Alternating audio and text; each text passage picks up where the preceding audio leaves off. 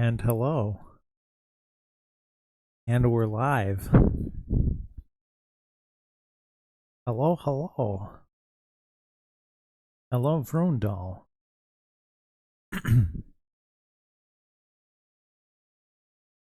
welcome, welcome one and all. And by one and all, I mean the one person watching and all the people that may watch when it's a VOD later. To my 12-hour live stream, Baldur's Gate 3 live stream. This is by far the largest long stream I've ever attempted. I think the longest one before that I've ever done was 5 hours, 6. So this is easily double that. So we'll see. We'll see where I get to. We'll see if I can pull off the 12 hours or if I call it quits before then. Hello, hello. Look at that. You're I even got the chat on screen. So when you use the Twitch chat as opposed to the Discord chat, it'll show up in the VOD later. So I won't look like a crazy person talking to myself. Liquid fuel for the stream. How's it going, bro? How are you today? Thank you for showing up right at the beginning. It's always awkward at the beginning of a stream when you're like, nobody's here yet. Nobody knows I'm live yet. I haven't gone and told people yet. Granted, this one I told some people in advance, so that probably had an effect, but I should probably tell more people that I'm live.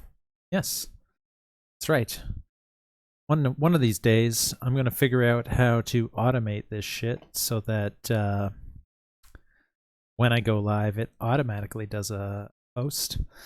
But I'm not there yet. So I'm going to manually go and say, I am live. I am live. Twitch.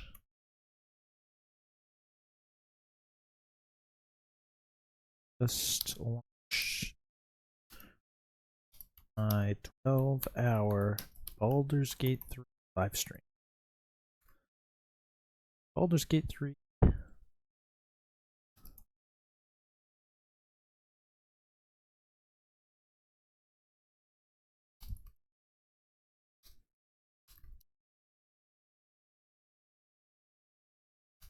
By far the longest stream I've ever attempted. Oh, please encourage me to keep going by dropping by to say hi. There we go. This I am.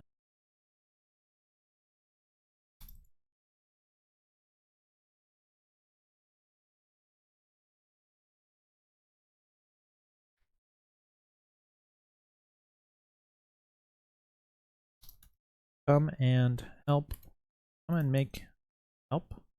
Help. Not help. Come and make help.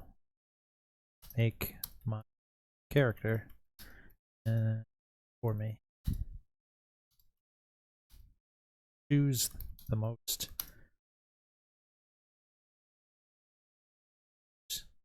party.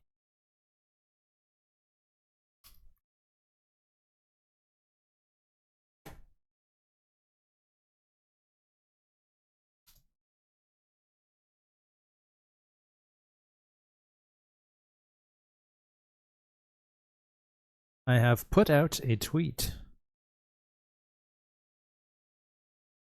Twitch.tv/Joshua. I really need to change my Twitch handle. It's just my name. And I it's just my name, and I probably gonna change it to DM on Demand, which is my business, or Zinger2099, which is my online handle. I made all of my socials my name years ago when I was still trying to become an actor and a director in Hollywood and stuff. And you know, when you're working in the film business, you are the product that you need to market. Your name is your brand. So that's why it made sense to make sure that all of my socials were just my name. But I've stopped pursuing those lofty dreams. So I think I'm not gonna be working in cinema, then having a little more anonymity on the internet might be better. Let's see. You're doing pretty well, thank you. I'm glad to hear it. Others will show up eventually. Yeah, absolutely they will. I have told loads of people about this stream. I have done. I don't have a lot of outreach, but I employed what I could to get as many people interested in this as possible. The game has been out for a month on PC, but it just came out today on PS5. Actually, it's not even out today yet on PS5. The early access started today on PS5.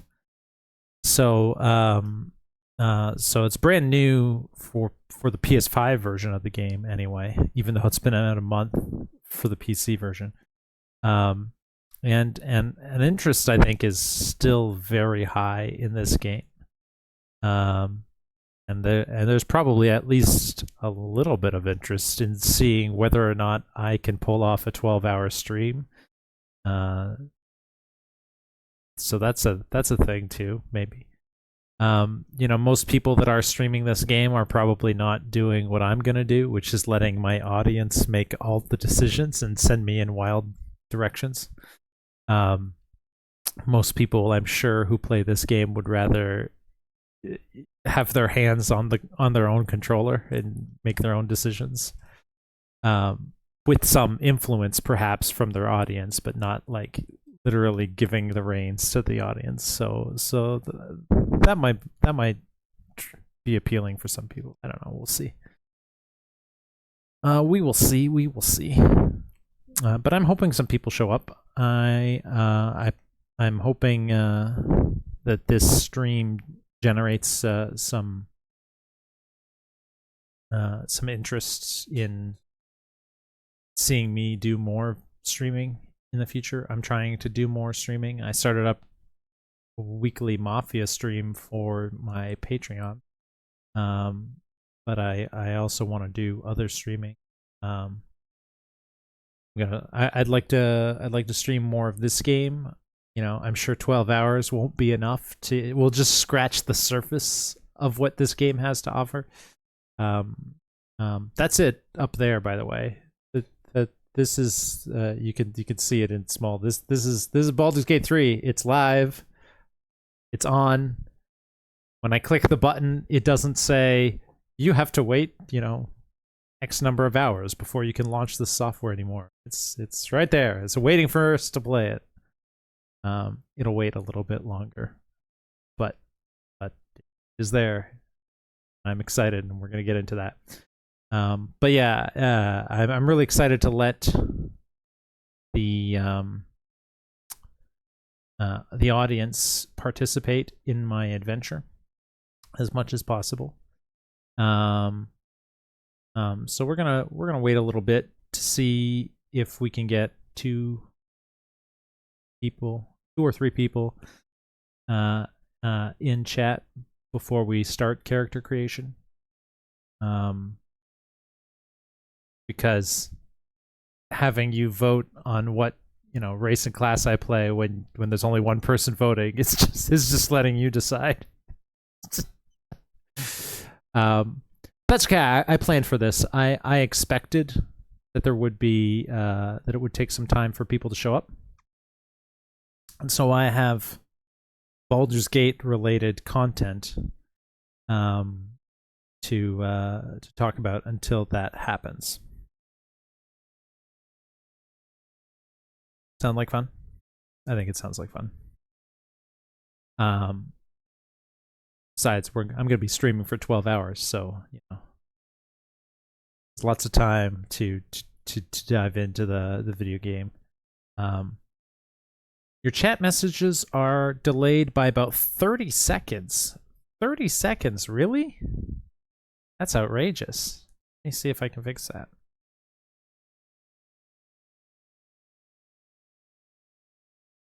You don't just want to let me play the game entirely? For shame. Yeah, I mean, I could just let you backseat drive the game all by yourself. Like, you're playing the game. This is Come and watch Rondal play Baldur's Gate 3 through his Joshua meat puppet.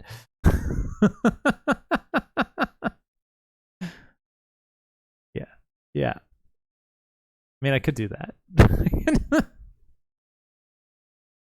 I'm sure at some point that'll be the case. I have no problem trudging forward with just one person in the audience through the game. But I think the character creation part of it is a significant enough element to want to ensure that there's at least 2 or 3 people in the chat participating in that character creation process. That way we end up with something that cannot be conceived of by just one person alone. Just neat. You'd watch that, but maybe you're biased. You'd watch a stream of just Rondal playing Baldur's Gate 3 through his Joshua meat puppet. Well, we'll see. I mean, we'll see what happens. Yeah. If we're still here an hour from now and not another person has shown up, well, maybe that's what's going to happen. We'll see. Until then, I have some tangential Baldur's Gate related stuff that we can look at while we wait for 1 or 2 other people to show up. Why are tests? Let's see. Why are the things taking 30 seconds to show up?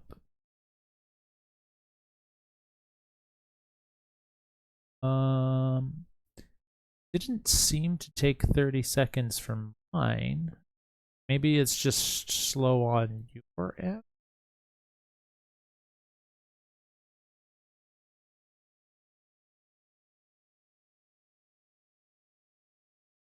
Not sure.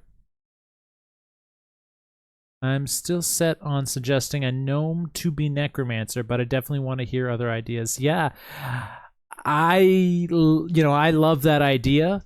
It reminds me of, it harkens back to my youth. 20 years ago now, when I was just a fledgling dungeon master. When I was just getting started on my career as a dungeon master, I ran a game for a group of friends. We were teenagers. We were like 17 or 18. So I ran a game for a group of friends, and my friend Alex, that's what he played. He played a gnome necromancer.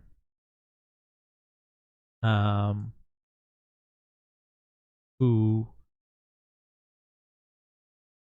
his whole mantra was that he didn't think, necromancy is reviled by society, but he firmly believed that necromancy was just recycling.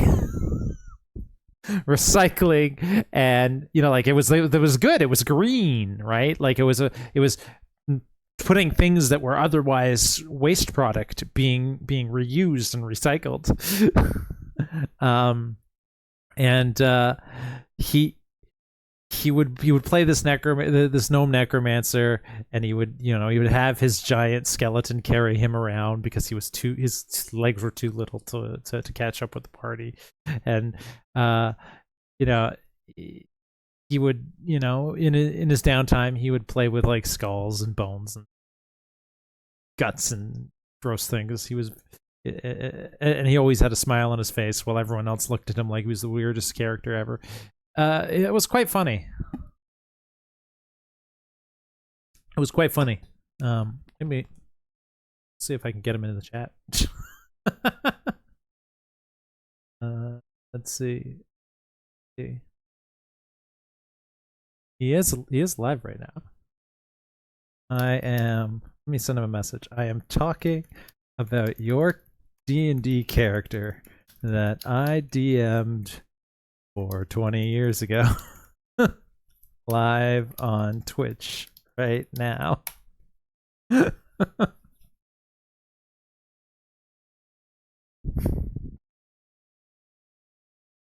see if he responds.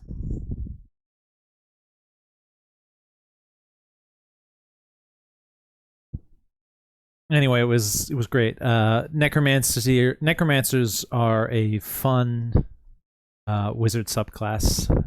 I don't know how it translates to the video game, but in the role-playing game, I'm a big fan of the whole like animate the dead, and you're like balancing on this, you're teetering on this edge of maybe you're doing something evil, but you're using this evil power for a good purpose. It's like your party members think you're gross, but you kind of you think the ends justify the means, and it's like you got some cool things going on for you. You can heal yourself with Grim Harvest, I think it's called. When you down an enemy with a necromancy spell, you absorb some of their like life force or whatever. That's neat because wizards don't have a lot of hit points, and they don't generally have the means to heal themselves. Oh wait, he responded. Nice. I gotta love the necro. I hope you get in all the views. I just started a 12-hour Baldur's Gate 3 stream. 1 viewer right now, but expecting more to follow. Yeah, you should tune in if you're not doing anything.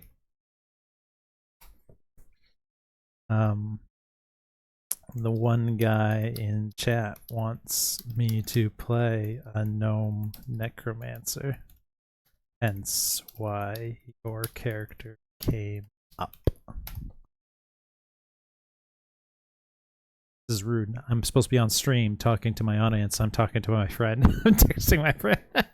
The name of the game is Preservation to the Extreme. Yes, that's right. Ultimate Preservation. The thing about necromancy, so there's a lot of debate online. Is like, is necromancy evil, or is just the people who use necromancy for evil ends evil, right? Like, there's a lot of people that are like, necromancy is not any more evil than any other kind of magic.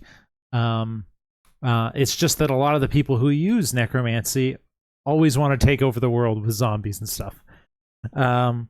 They're like, necromancy is like a gun. A gun on itself doesn't have any malice. It's the person pulling the trigger that has malice. Like that's what some people argue. That is not my belief. I have to preface that, but that is what some people say about necromancy. And I'm like, I'm sorry. If you're going to take a corpse and defile it with magic that animates it into a evil creature, that will continue to do evil unless you continue to reassert your control over that creature daily. Um, uh, that is a slippery slope for evil, and other kinds of magic don't have that slippery slope for evil. To the extent that necromancy goes against the natural order of the world, I would argue that it's evil. Yeah, there's that too. Necro is okay so far in BG3, but Def doesn't feel stronger than the others. Oh, so the guy I was just talking to you about apparently has played a necromancer in Baldur's Gate 3 already. There's almost no necro spells that can even trigger the passive. Yeah, that is the way that it goes sometimes.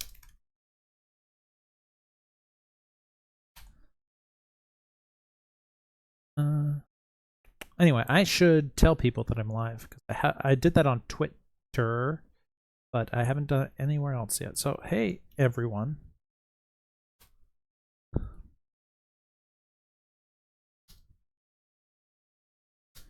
I just started streaming live on Twitch.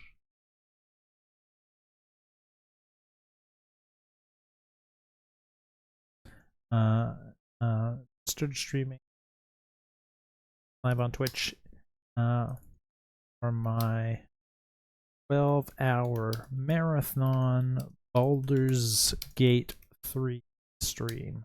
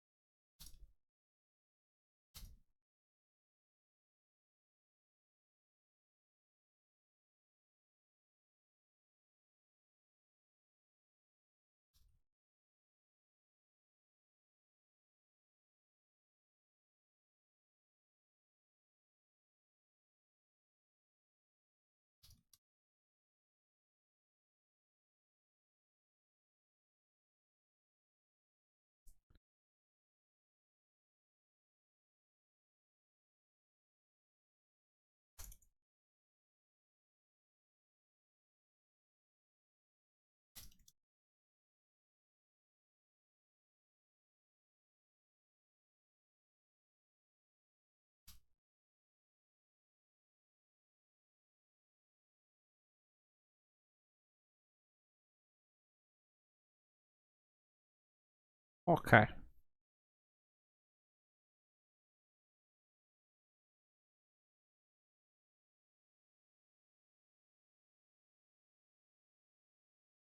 Oh, right. Right. I forgot. Almost forgot.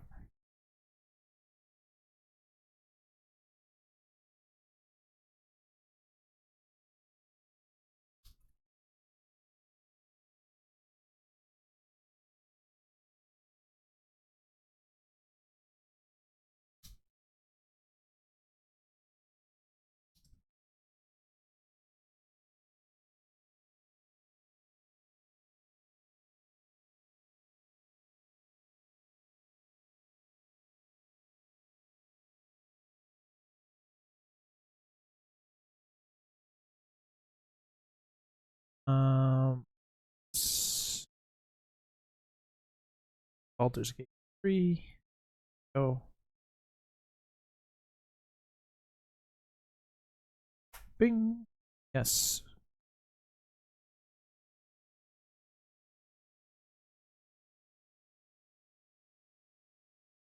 Stream is now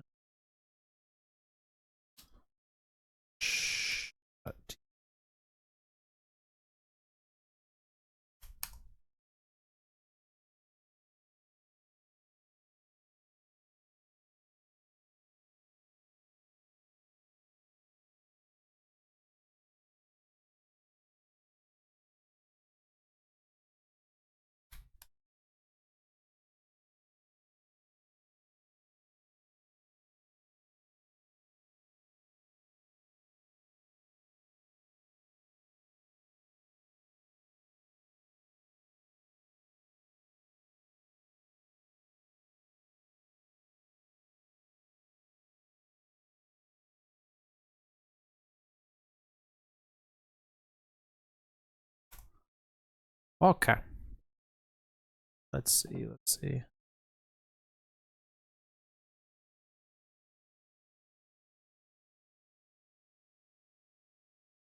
That is neat. I need to let's see.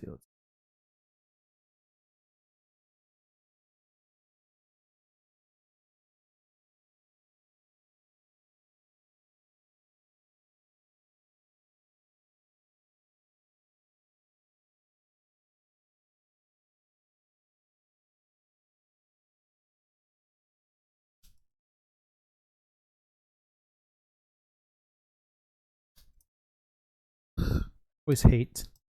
I always hate pinging everyone, but you know, it's what you got to do to let people know. Otherwise, they don't show up to your stream.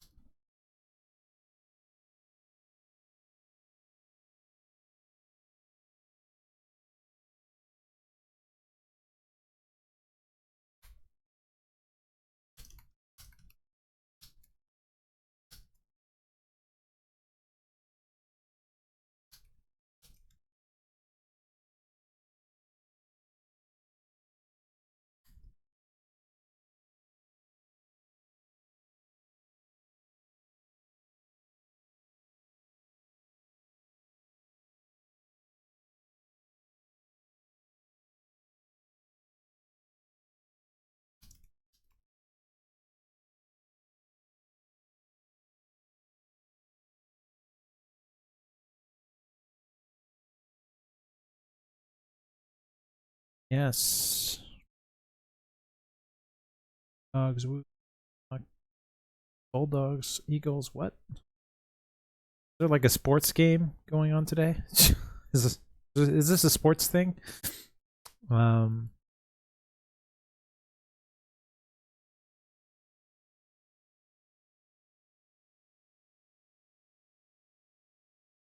By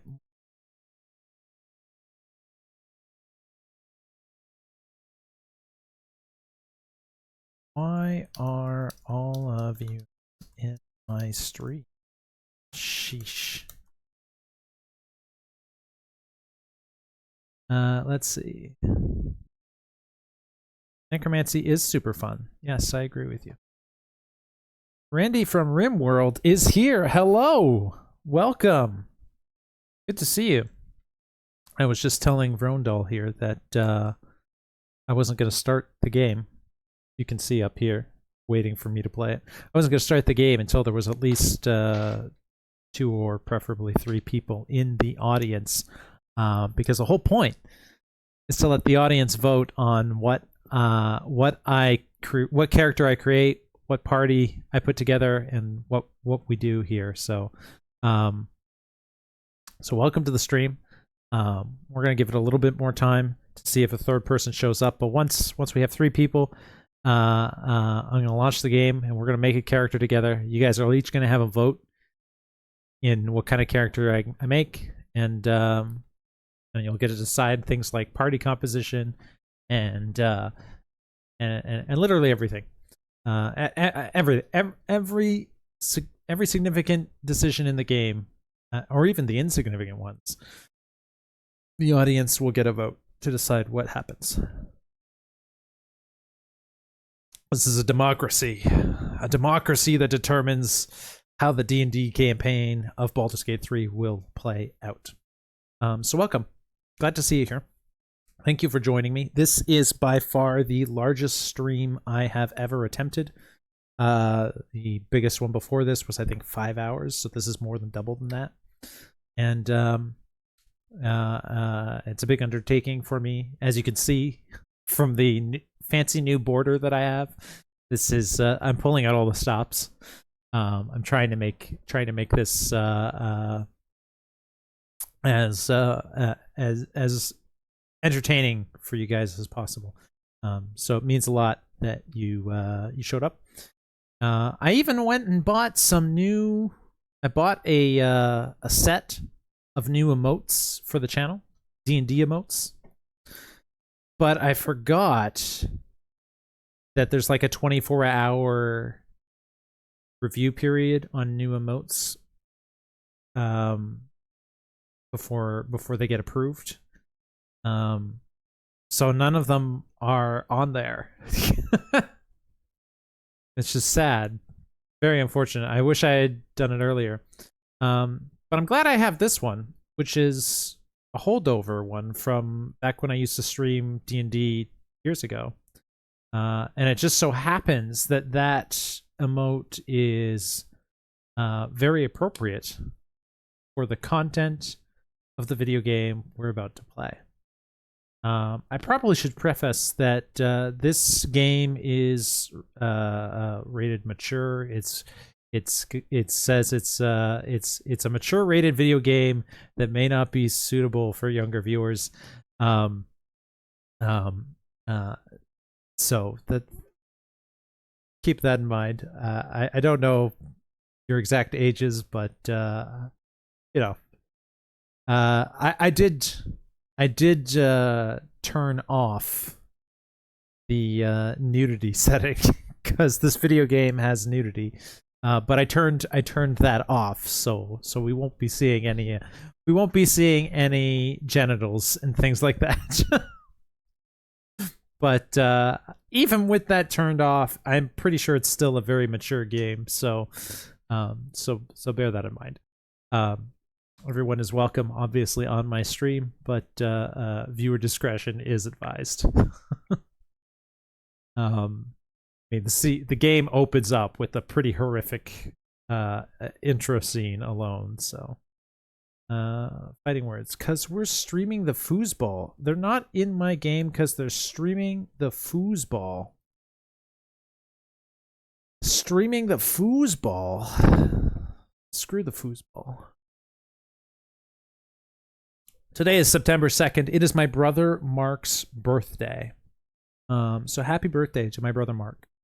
I can't think of a better thing to do to celebrate his birthday than to play a game I am sure he would love.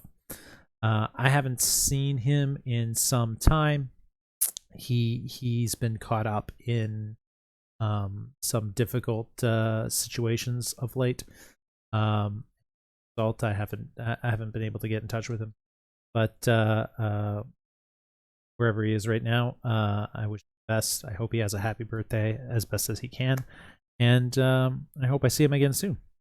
He loves Dungeons and Dragons, and he loves video games. He loves RPGs, and this is all three of those things in one. And it's his birthday today, so I hope he can watch this later. He can't be here to watch the stream live, but I hope he can watch this later. And happy birthday, Mark.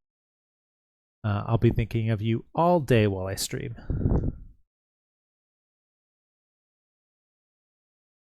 I may even name my character Mark. That would be fitting.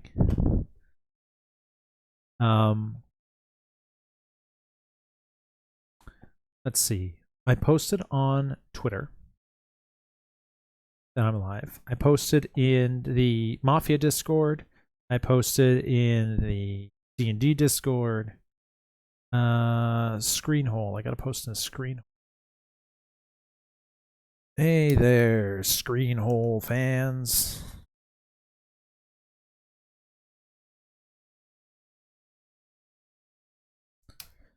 I just went live. Should really make this easier on myself and like copy and paste, but I'm typing each of these out individually because I'm a moron. I just went live on Twitch.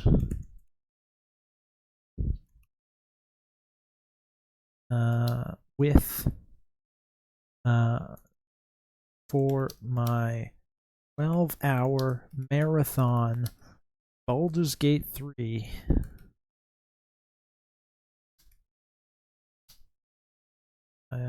Live stream. Going to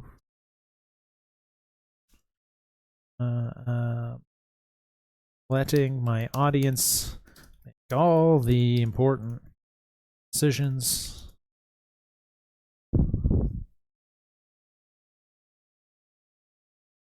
for my first playthrough. And this is my first playthrough. I have not pre-played the game, even though it's been out for a month on PC. I don't have it on PC. My roommate does, but I don't. And I've avoided spoilers. And I would like to continue to do so. There is. I should put on screen something that says no spoilers, but I think there's a tag that says no spoilers right under the video screen. Correct me if I'm wrong. Yes, so spoilers are a no. Audience participation. I 100% want the audience to participate and vote on decisions. So absolutely backseat driving is allowed and encouraged. The distinction is, guide me down whatever direction you want, but don't tell me in advance what's down there. So no spoilers, please, on this stream. If you've already played Baldur's Gate 3, if you already know stuff, please don't mention that at all. But you can absolutely use your insider knowledge to lead me down paths you want me to go down. Just don't tell me what's down there, because backseat gaming is encouraged. Just spoilers is not. I hope there's a clear distinction between those two things. Some people are like, "Yeah, you're letting other people, make your decisions for you. What do you care if they tell you what happens?" No, there's a difference. I will need to leave for a minute, but I'll be back in like 10 minutes. You go right ahead. Don't worry. We're trying to drum up interest for the stream still. We're just getting started. The game's probably not going to start without you, because I want there to be at least 3 people in chat before I click that start button. I do have some Baldur's Gate 3. I do have some Baldur's Gate content to talk about in the interim while we're waiting for people to show up. I might start doing some of that in a second. But you won't miss the game, I don't think. I'm going to be letting my audience make all the important decisions for me on my first playthrough. So if that sounds like fun to you, consider joining us.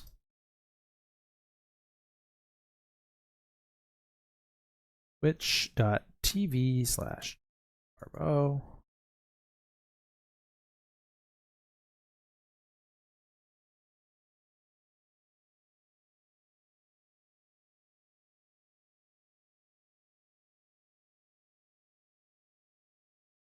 And if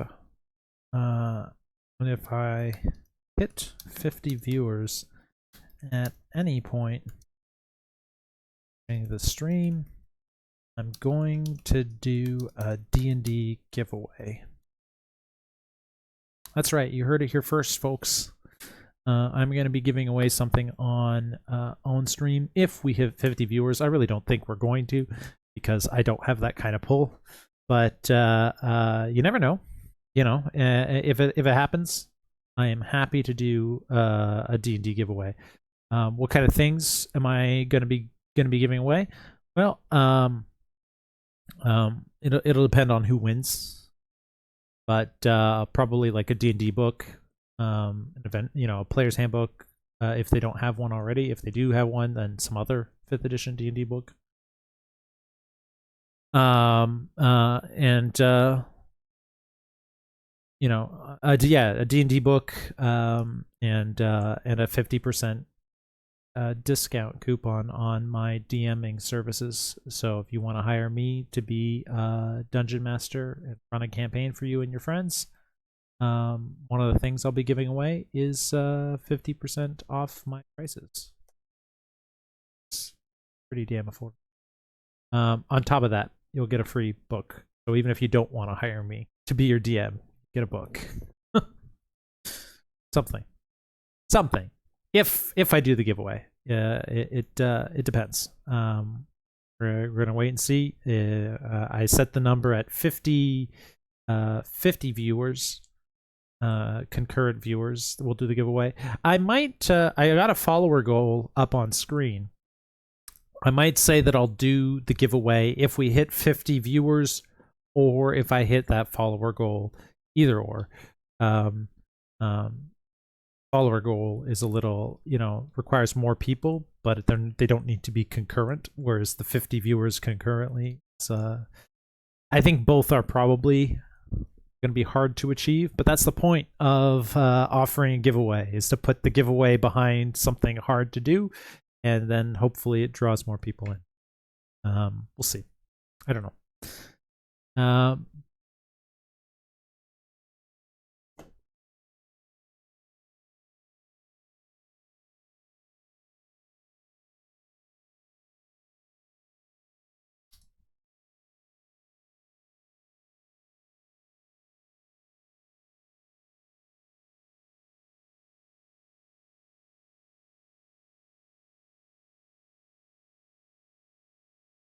12 hours is a long time.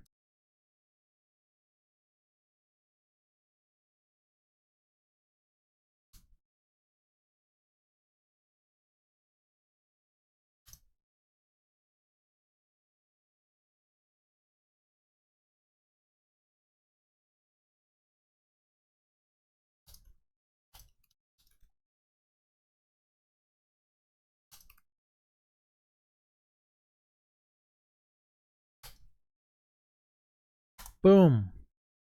Done. I put that on screen hole. Let me put it on fandom users too.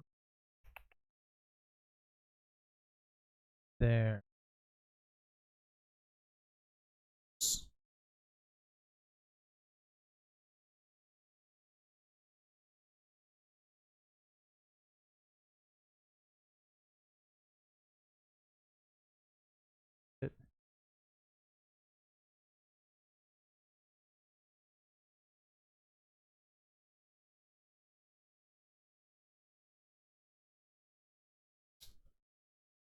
Tyler Mann. Tyler Mann is a great person, human being, wonderful human being. Probably my best friend. Tyler Mann is an artist. Mostly does gay porn comics on the internet. um, you can find his stuff by googling Tyler Mann art. He's probably my best friend, and he's a fantastic human being, incredibly generous, and kind, and full of positivity, enthusiasm, and he's hilarious. He single-handedly saved my dog's life, and I'm not exaggerating when I say that. So I will forever be indebted to him. And he helped me. He helped me set up this stream a little bit. As you could see, there's a lot going on screen, way more than I have ever bothered to do for a stream before. And he helped me put all this together. The elements are mostly purchased stuff, but he still helped me, figure out how to put it all on the screen correctly, all that stuff. He also gave me some stuff to use if I need it. Got a, fireplace background that I may use if I need to. Some other stuff. Great guy. He'll probably tune in later.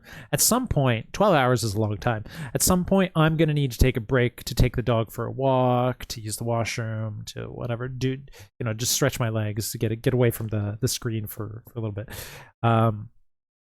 And when I do, my plan is to ask Tyler. Well, I've already asked him. My plan is to get Tyler to come in and guest stream for like half an hour when I take a break. I'll probably be somewhere around the midpoint of the stream, 6-hour mark ish. And I'll just get him to show up for like half an hour or whatever, and he'll keep you guys entertained while I, take care of business. So you might get to meet him at some point. We'll see. If we can figure out how to put him on my screen, that's the plan. Let me click this button.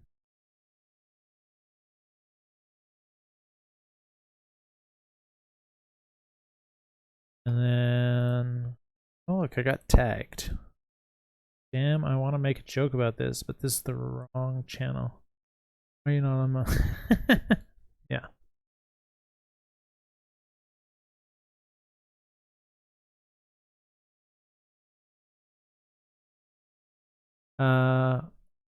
Okay.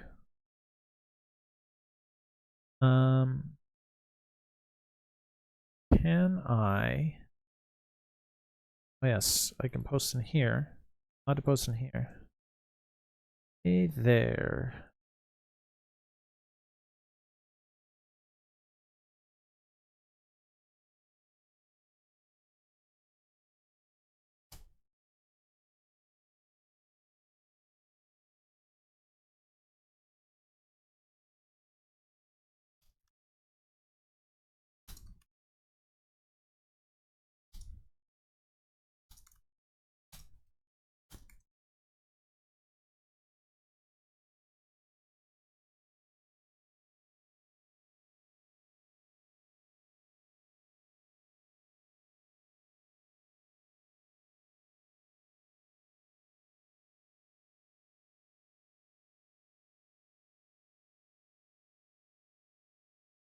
Boom. Where else can I advertise the stream? Where else am I allowed to put up shameless plugs? Promote streams of all content here. Please only promote if you're actively streaming. I am actively streaming. Here we go. Hey there.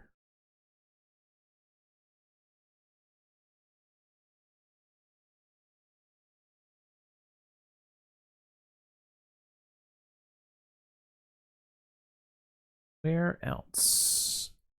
Out in here. Self promo. Cool.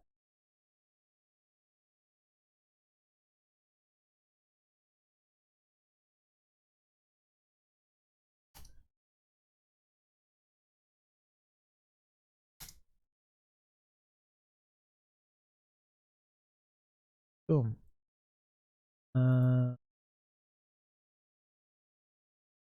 What about in here? Can I put a self promo in here?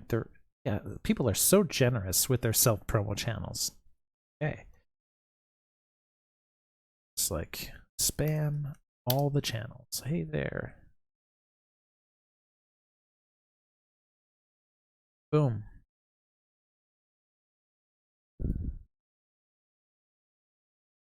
You're good. Speaking of Tyler, man, he just messaged me. Now, yeah, he says the stream looks great, so I guess he's watching. Hey Tyler, I was just talking about you. You showed up 2 seconds after I gave you the most generous plug I've ever given anyone. Yeah, the stream does look great. Beetlejuice. Yeah. Doesn't this look great? It looks great. So this stuff, by the way, like the circling red sigils, that is like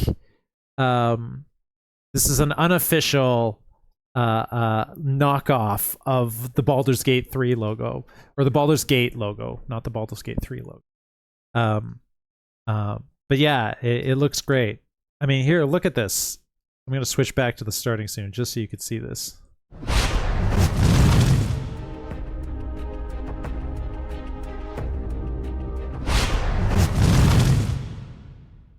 Isn't that awesome? And I got a be right back screen.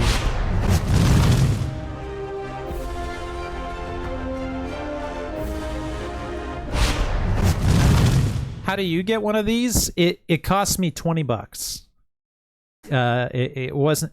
There were plenty of free ones I could choose from, but to get one like this, you know, I had to get one that looked this awesome. I had to spend a bit of money, but $20 is nothing, you know. To get one that was like this looks like this is a Baldur's Gate overlay. Like, it's appropriate to the game that I'm going to be playing, which is up there in the corner, waiting for me to play it. It's just sitting there taunting us like, Please play me. You've been waiting for days. You've been waiting for weeks. Now it is there. It is live. You can press the button and start the game, but you haven't yet because you're busy talking to people on a camera. Yes. Yeah, no, I'll show. This is hilarious because I was coming to you for help, and now you're asking me where you can get one of these. That's amazing. Yeah, I can help you with this. I would be more than happy, Tyler, to help you set something like this up for your streams. It took me a couple hours to put together. Like I bought the elements, but they don't come pre-built like this. I had to go in and put everything the way that I wanted it to look. But yeah, it looks great.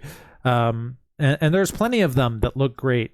You know, I'm good at graphic design and motion graphics, but nowhere as impressive as these. Yeah, well, I think you're impressive. Yeah, this is it's very cool stuff. And I'm very happy I stumbled upon it. I even found some. I was just telling Rondal here. I even found some custom Dungeons and Dragons emotes, which look amazing, and I put them on the channel as custom emotes. But I forgot that it takes 24 hours or something like that for them to verify that the emotes are, you know, okay, before they'll let them go live. So I last night I bought some cool new emotes, and they're not, I can't use them for the stream, but that's okay. You can see when I post, you see here, when I post, you should see a D20 next to my name. So that's one of the new badges that come with the package I bought. And when you look in the bottom left corner of the chat window, you should see your Barbokins, which, you know, previously was just the default purple circle. Now it looks like a potion. These are two of the things that came with the package that I bought, and those go up right away, but the emotes take time, apparently. They got to review the emotes. Hold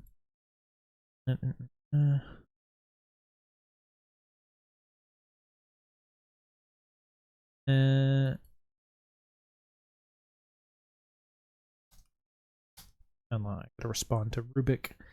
Rubik is a great guy. If she is interested, and consider.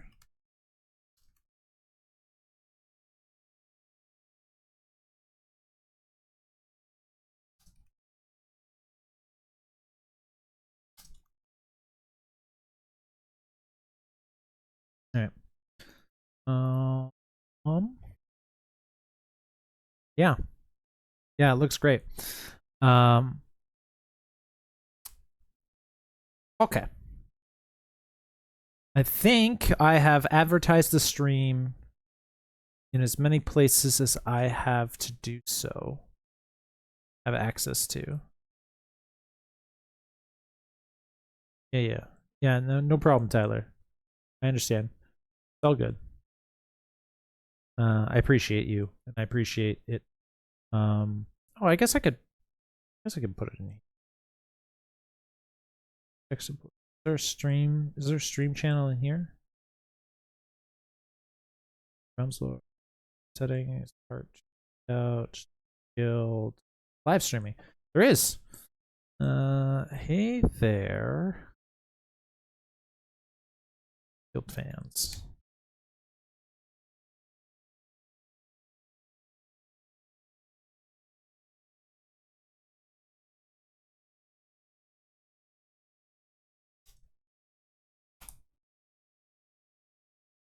Boom.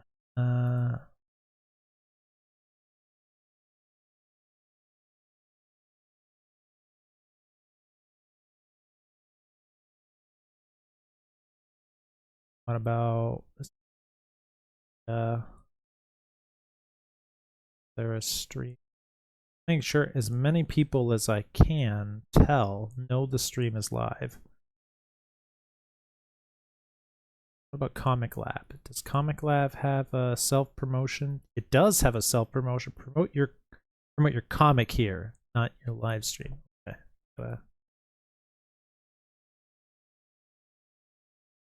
Oh, did the PlayStation just shut off? It's been waiting too long for us to start the game, and now it's denied us the opportunity to play. That's okay, we can fix that problem.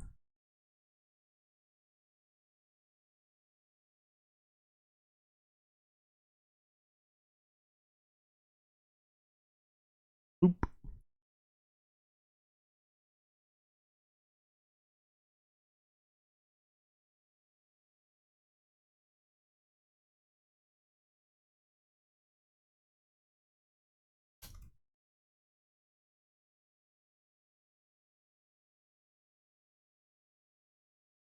What about LBH? Do you have a self-promotion?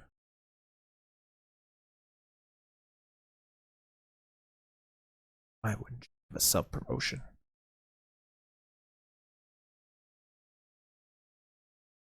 Gotta enter my passcode.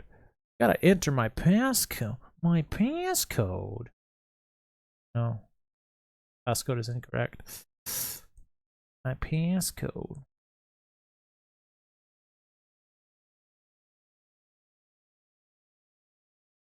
I have a passcode. New thing.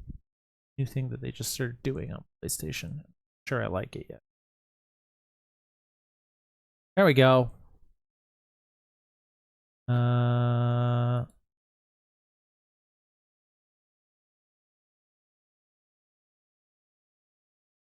The game is back.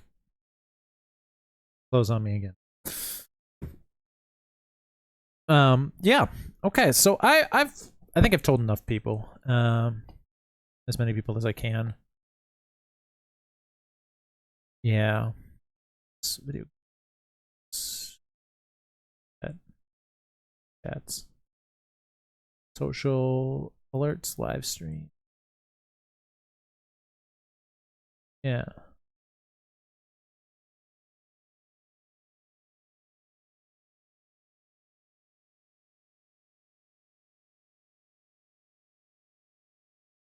Good.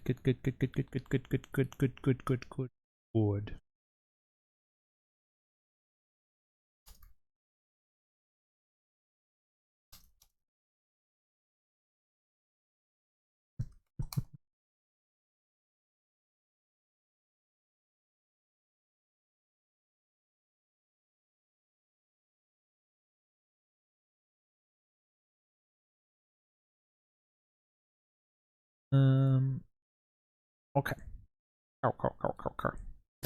All right. I've put the stream on blast. I've told as many people as I can. I can't think of anyone else that anywhere else that I really could advertise the stream. And we have technically been live for an hour now of just sitting here and chatting, chill, like about nothing. Wished my brother a happy birthday. Told everyone Tyler is awesome. Told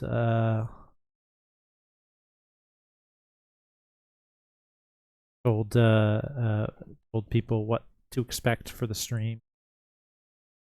Yeah.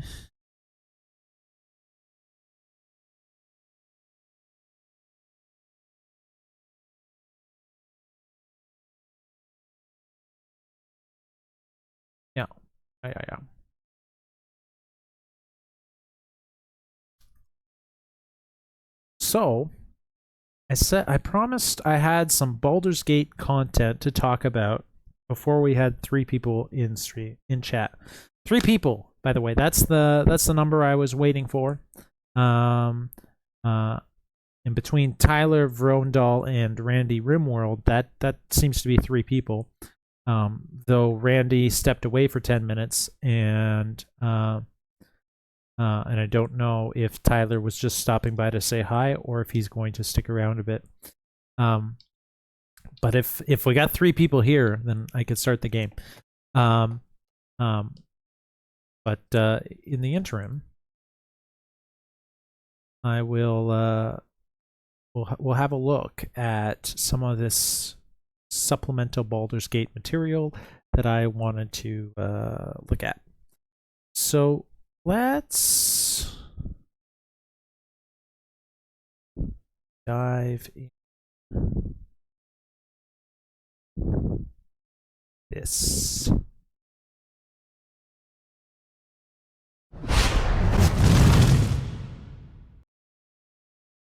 Okay. Baldur's Gate 3. Gather your party and return to the Forgotten Realms in a tale of fellowship and betrayal, sacrifice and survival, and the lure of absolute power. Mysterious abilities are awakening inside you, drawn from a mind flayer parasite planted in your brain. Resist and turn darkness against itself, or embrace corruption and become the ultimate evil. Yeah, Vrondal, did you not know the plot of Baldur's Gate 3 is that you, the main character, have begun the process of Ceramorphous, which is transforming you into a mind flayer? That's the hook. That's obviously not the only thing the game is about, but that is the where the game starts and is about the central villain. Where is my Mind Flayer book? Not on my shelf. Not on my shelf. Who planned this? Who did this? Who put these books here? Who neglected to put my Mind Flayer book on the shelf with all the other D&D books? Probably me. That guy. Saren game. I was curious if it was required or just very common. I know absolutely nothing about anything, but that sure sounds fun. Yeah. Saren game says, I was curious if it was required or just very common. What are you talking about, Saren game? If what was required or just very common? Welcome to the stream, by the way. The monster manual. Mind Flayer ability stuff. No, that's the central plot of the game. It is not like an optional subplot or whatever. No, you start the game with a tiny tadpole in your brain that is slowly growing and feeding on you as it takes over your mind and starts transforming you into a mind flayer. And that's the central plot of the game. And how do you reconcile that? How do you maintain your identity and defeat the bad guys and resist or don't resist the pull, the allure of becoming part of the race of beings that have conquered the multiverse? These guys.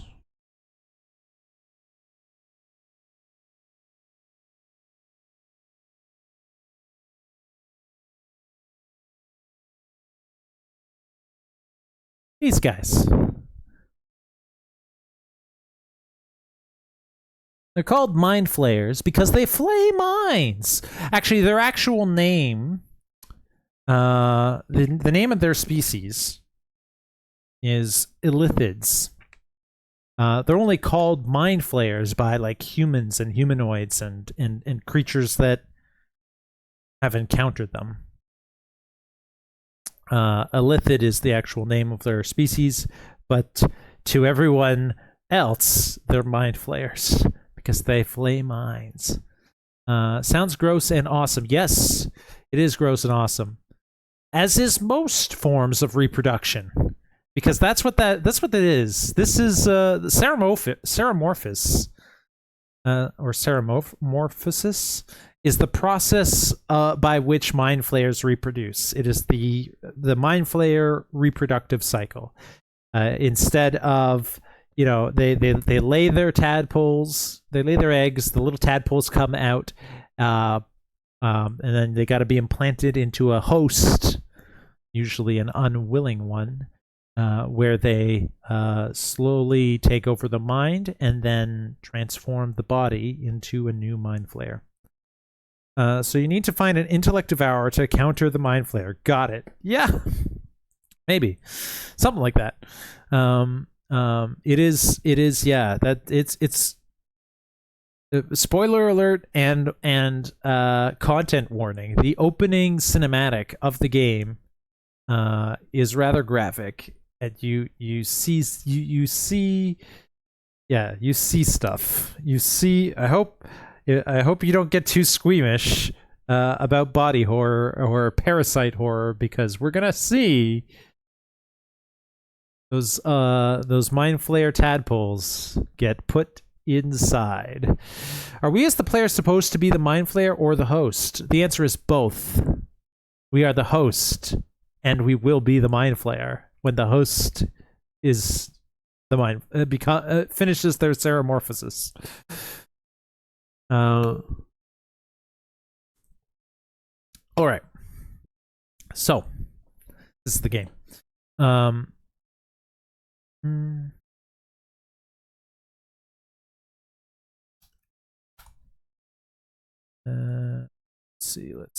see.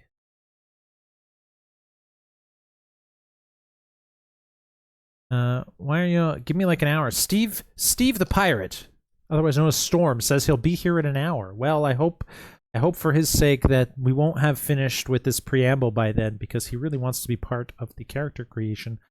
But no promises. We might have gotten through the character, or at least started character creation process by then. But we'll see.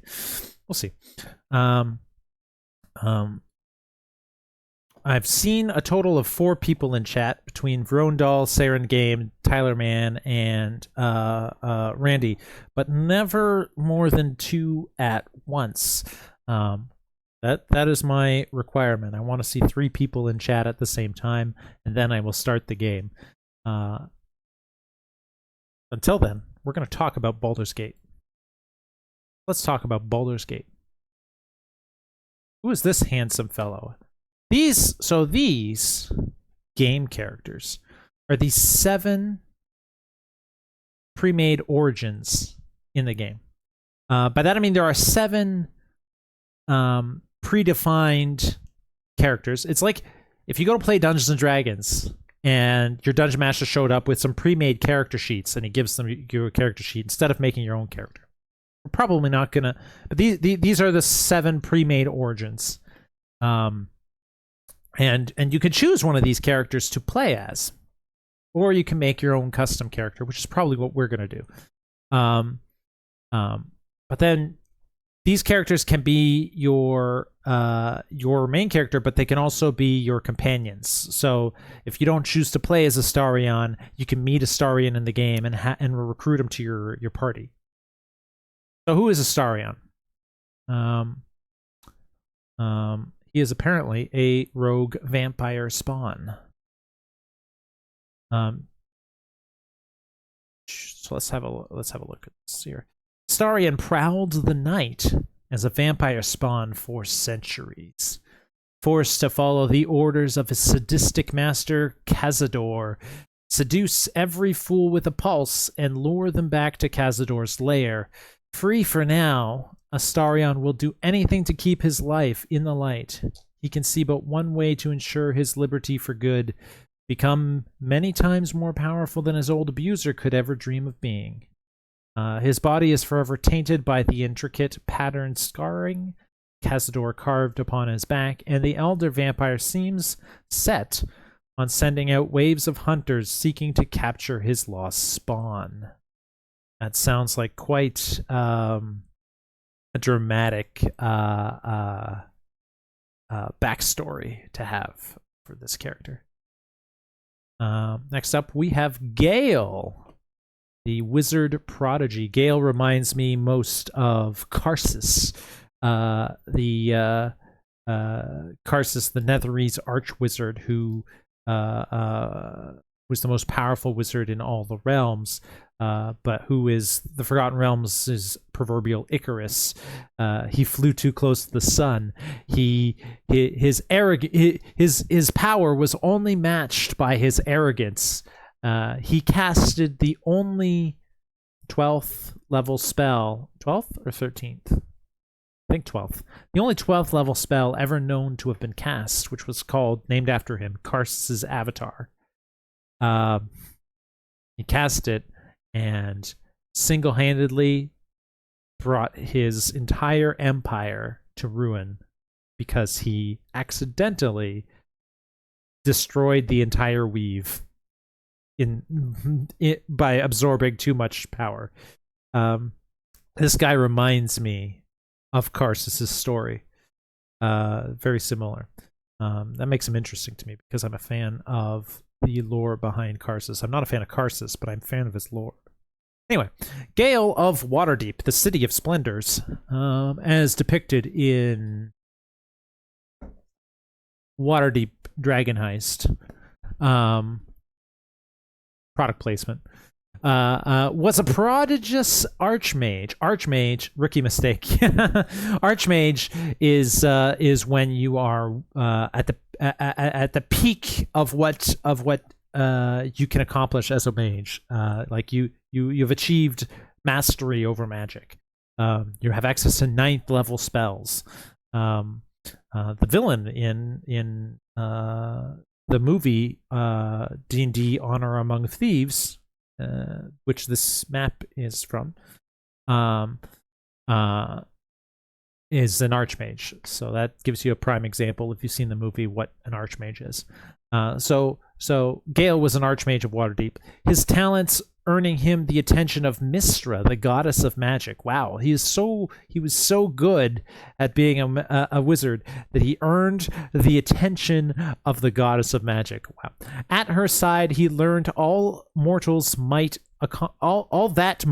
accomplish with the weave. The weave is like the Forgotten Realms version of midichlorians. It is the magic. It is the science behind the magic. It is supposedly this magical weave of energy that flows through all things, and it is by manipulating the weave that people cast spells. One of the reasons I love the Forgotten Realms over other D&D settings is they have gone to great lengths to explain why magic works the way it does. There's lore behind it. It's cool. So anyway, at his side, he learned all that mortals might accomplish with the weave, in time earning his place as her lover and her chosen. Well, we all know what a lover is, but her chosen, a chosen. The gods in D&D in the Forgotten Realms have the power to select people to be their chosen ones. You are the chosen one, Anakin. Yeah, so they're chosen. A chosen is someone that is made immortal and is imbued with a mote of the gods' power, so that they might forever walk the world, sharing the gods or influencing it according to the gods' will. So all the different gods have their chosen. Mystra actually has several. But I guess this guy was one of her chosen at some point, and her lover. And yet, he was not satisfied. Well, that sucks for him. In an attempt to prove he was ready for even greater power, he accidentally unleashed the orb, a highly volatile fragment of pure weave, corrupted by Netherese magic. Hey, we were just talking about Netherese. That's the nation that Karsus was from. Which buried itself in his chest. So he activated this magical artifact called the Orb, which is corrupted by Netherese magic, and then it buried itself in his chest. Cast out by Mystra, humbled by his downfall, he does all he can to prevent the Orb's cataclysmic detonation, watching for his chance to get back everything he lost and more. So wait, he was an immortal archmage chosen of Mystra. Now he has been reduced to a level 1 wizard, stripped of all his power, stripped of his immortality, and he has a ticking magical time bomb in his chest that's going to explode and destroy everything within a mile radius, probably. Welcome back, Griffin. We're just talking about the characters, the pre-made characters that you can pick from in this game. Probably not going to want to pick them. We're probably going to make a custom character, but it's good to know who these characters are anyway, because even if you don't pick them, they can become the people you can recruit to join your party in the game. This guy, he's walking around with his time bomb in his chest, and it's going to explode, and he no longer and he didn't, when he was an archmage and chosen of Mystra, he didn't have the power to contain the orb then. And now that he's been level drained and he's level 1, he's going to try to stop, what can he hope to do? Well, that's his plot. It's a tragic plot. Just like Astarion had a tragic plot, I am sure all of these people have tragic plots, because that's what makes an adventurer great. Anyway. That's Gale. Next up, we have Lizelle. I quite like her. She is in the opening cinematic of the game. She's the only one that's in the opening cinematic of the game. Minus your character, who you don't see because you're looking through your eyes. She is a fighter and a ferocious warrior. She's a Gith. Gith Yankee, I believe. Crashed down to the Sword Coast from the stars. Yeah, the Gith Yankee are like a spacefaring race of aliens that travel the cosmos, hunting down mind flayers wherever they go, because they know firsthand the threat that mind flayers pose to the multiverse. Mind flayers almost conquered the multiverse once, but they only were stopped by the Gith. Or so the legend goes. Anyway, crashed down to the Sword Coast from the stars, Lizelle is a fierce warrior, even by the standards of the militant Githyanki society. When faced with the possibility of becoming a mind flayer, the monster that she had dedicated her life to defeating, she must prove her worth and earn the right to rejoin her people if they don't execute her first. That's right. Her people are so against letting mind flayers spread that they would kill their own rather than let her be turned into a mind flayer. Will Lizelle's strength and determination be enough to prove herself to Queen Vlekith, or must she walk another path in exile? I don't know. We're going to find out. We are going to find out. Shadowheart. Quite like this character. She is a loyal warrior and a cleric. I like clerics.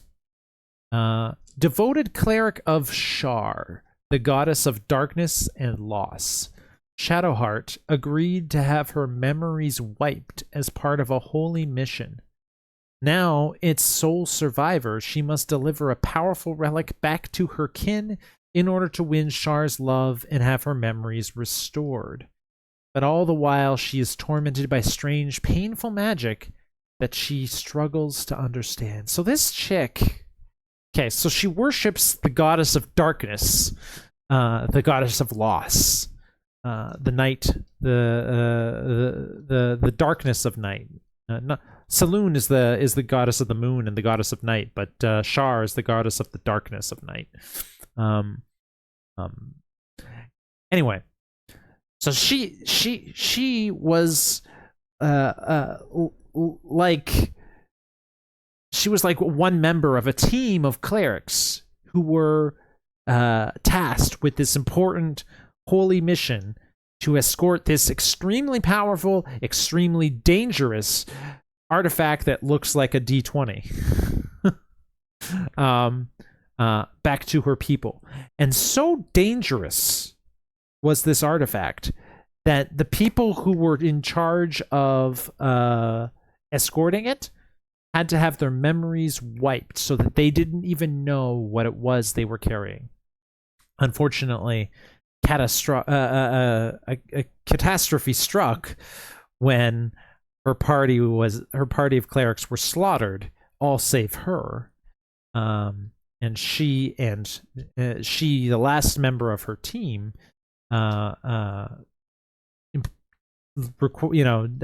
required to escort this artifact that she doesn't understand back to her people.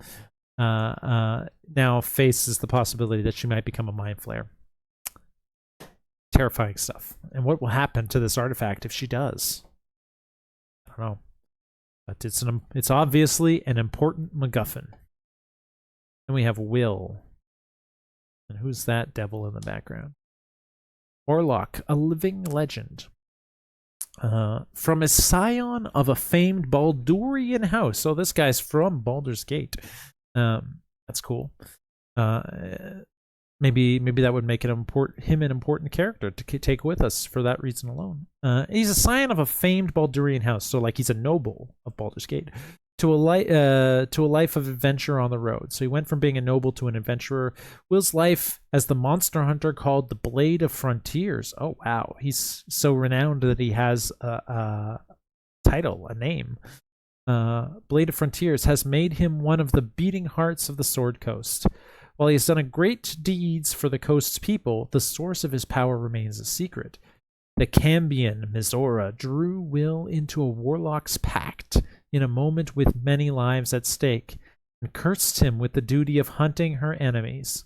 Mizora only asks Will to sacrifice devilish creatures to her, but a Cambion's ambitions are ever fickle, and Will wishes to escape the pact before its price grows cruel. Wow. So far, all of these characters have some like terrible dark secret that is like going to hold them back when they're trying to adventure. The people who crafted these knew exactly what they were doing. These all seem interesting to me. Next up, we have Karlach, Fury of Avernus, a barbarian. Fresh escaped from hell, literally. Karlach is finally free of the archdevil Zariel, but not from the infernal engine Zariel planted in her chest. Wow, we got two people with a bomb in their chest. With her first taste of freedom in 10 years, Karlach is eager to find a fix for the engine that's burning hotter and hotter before it burns her out completely. But even more premiere in her mind, exploring, finding like-minded travelers, falling in love or lust, and taking revenge on the man who sold her to Zariel all those years ago. What an interesting character. She's literally escaped from hell. The mind flayers that were going to enslave her are her saviors in a way because they provided her an escape from hell. She desperately needs to fix the Hellfire engine that is in her chest, the Infernal engine. But she also is desperate to explore the world that she has long lost and get revenge on the person who sold her to hell in the first place. Sounds like each of them have the potential to be good or evil, which is nice. Yeah, that's definitely part of it. So those are the 6 pre-made characters who are kind of set. Then we have someone called the Dark Urge. The Dark Urge is a pre-made origin, but it's a little different than the rest, and I'll explain why in a second.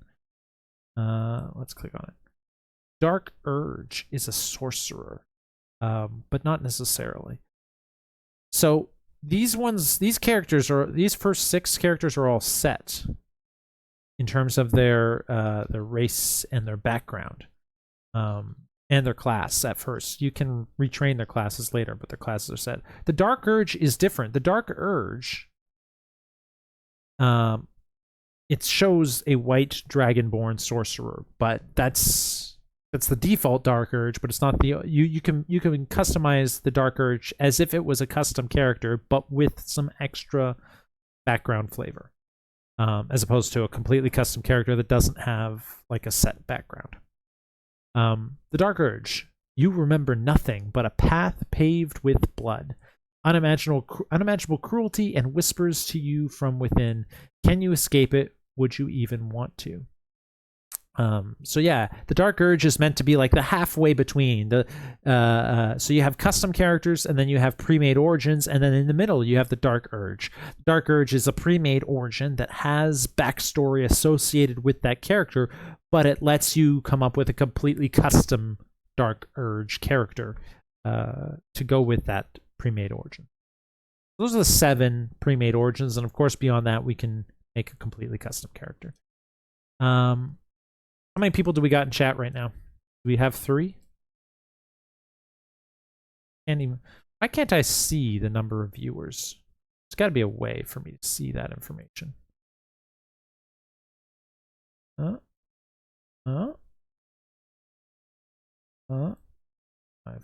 click.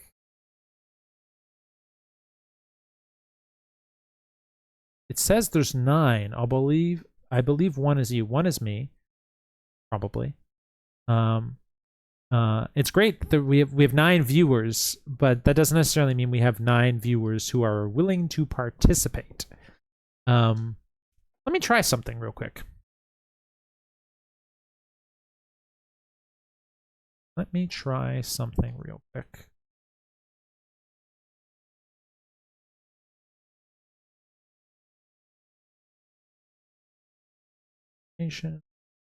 Top right of the chat, you can click community. Yeah, users in chat. I see King of Dominaria is here. King of Dominaria. Did you see your name show up on screen? What about you, Vrondal? Did you see your name show up on screen?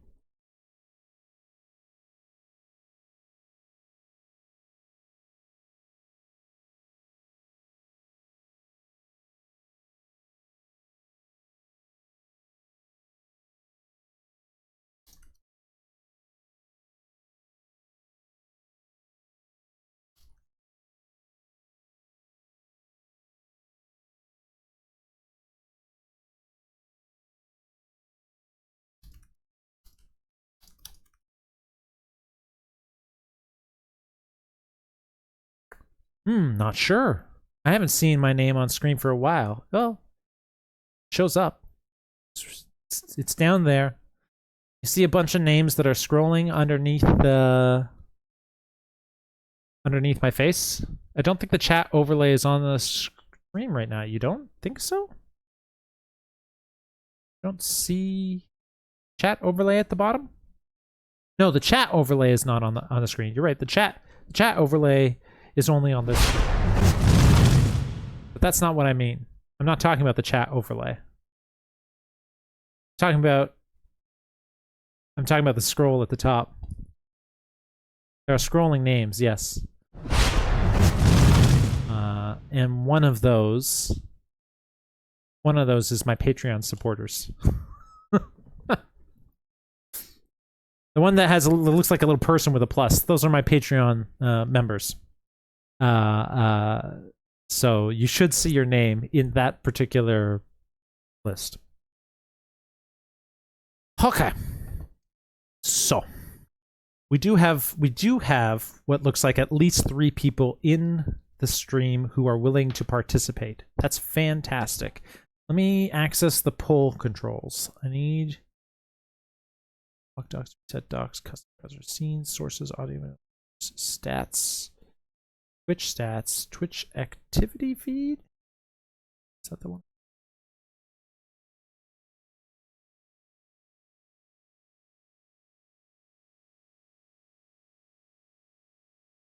No, the activity feed is not the one.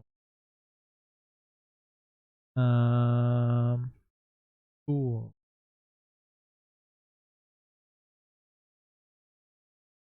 Oh, there's me. Yeah, there's you. You're in there.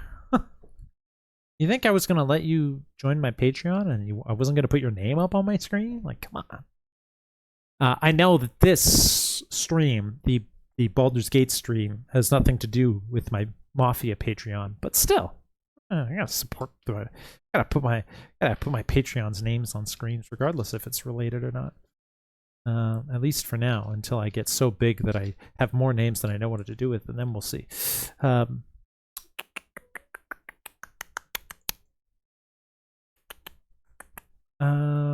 I'm trying to find tools, docs, lock docs, reset docs, scene sources, audio mixer, controls.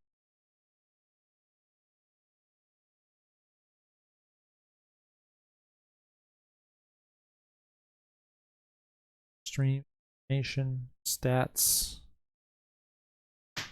I dropped my dice. Activity feed. No. None of that. None of that.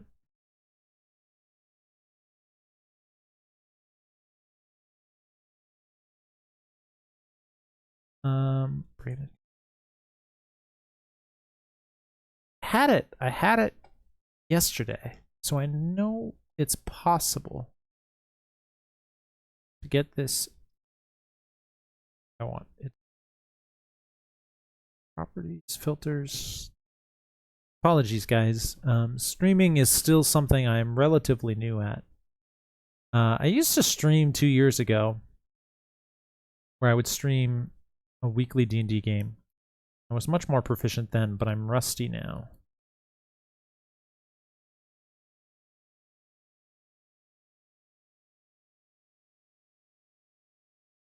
I'll do a quick Google search. PS Studio Stream Manager is what I'm looking for. Stream Manager.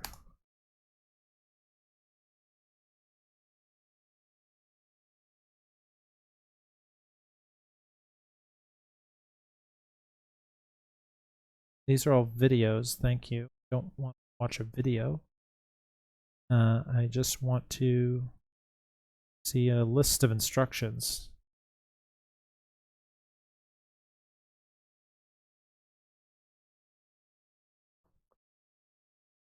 Custom browser docs. Oh.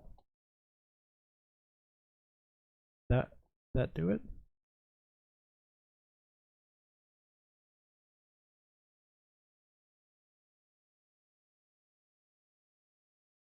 You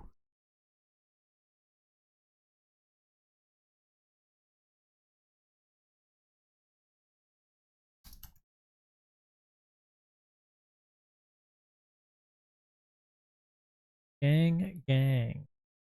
Yes, gang. That means. Wow, it says I have 10 viewers. Welcome to the stream, everyone. Even those who are sitting in silence, you're welcome to do that. Speaking of stream, if you hover over the stream, you'll notice that I've got a Baldur's 3 companion app or extension working. Hey, Vampire Girl. That's Rag. Hey, Rag. Went to make lunch and come back, and you're still picking a character. I haven't picked a character yet. I haven't even launched the game yet. That's good that you haven't missed it, Tyler, because then you can participate in the character creation process. We're going to start that soon. I'm about to start that. I'm just trying to figure out how to get my stream manager working the way I want it to.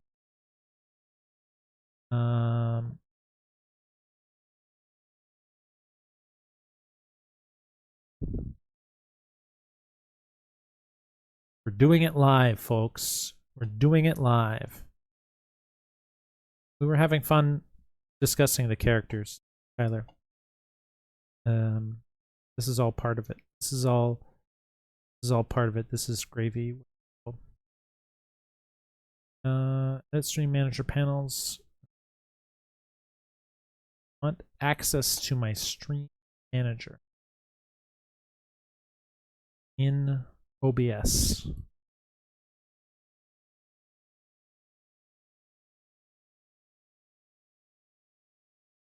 Anybody knows how to do this, feel free to assist.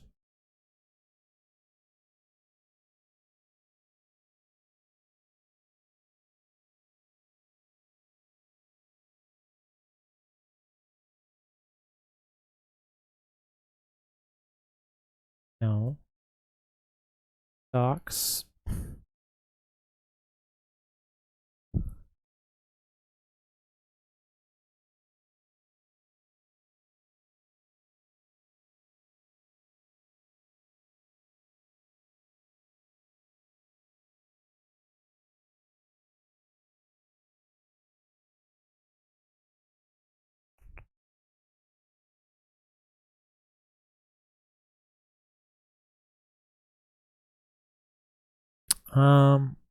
Okay. Well, this is not entertaining.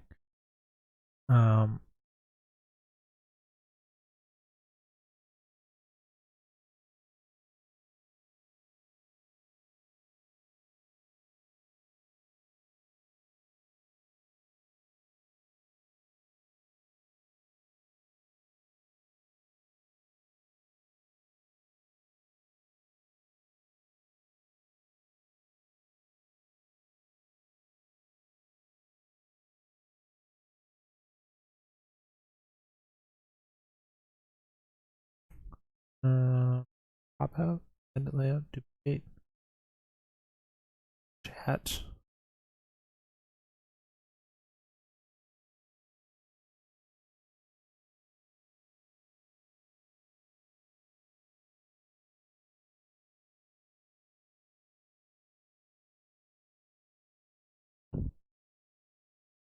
Okay, well, I'll bite the bullet and I'll click this. How to add stream.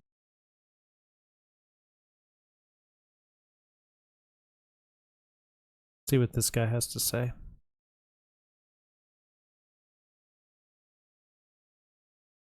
You guys can't hear that, right?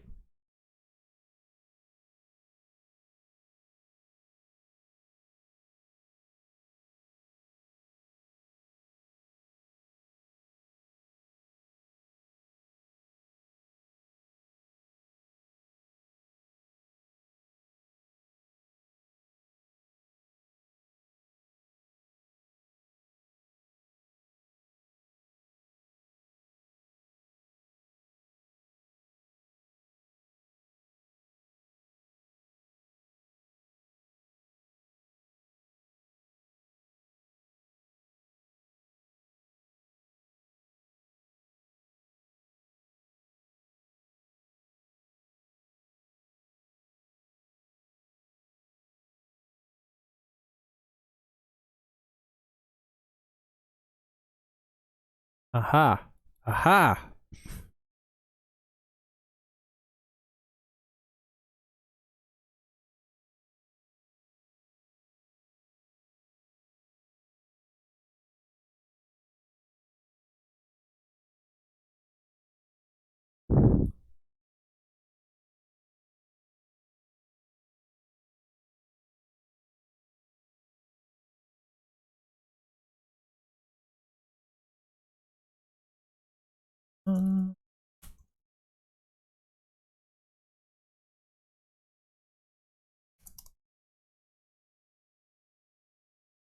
Sent a code to my phone.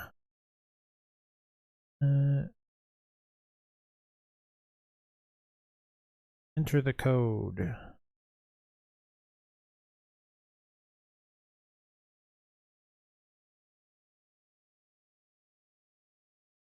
And there we go.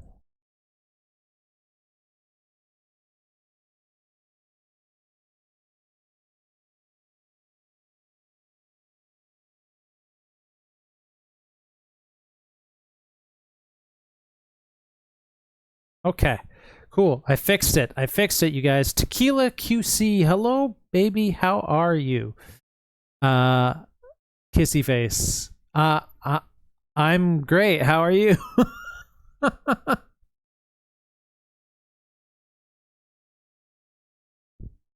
Oh, I see. I was like, who is this? Cynthia. Hey, how's it going? Welcome to my stream.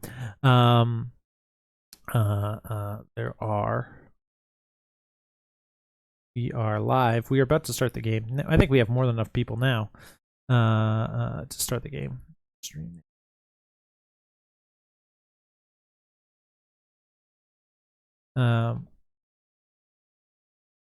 So let's do it. Yeah, I had some other tangential Baldur's Gate content to look at, but we got enough people here, so let's dive into the game, and you know, if we have a drop off on people later, then we can look at some of that extra stuff, bonus content that I have, maybe. Okay. Sure. Here we go. Into the game, into the D&D game. I got my D&D hat here, but I'm not wearing it right now. If you guys would rather see me wear my hat with the D&D logo on it, you can I should make a custom Barboken thing that says "put on the hat." Okay, I hope you all are ready. Let me see. Actually, let me just test how this thing works here.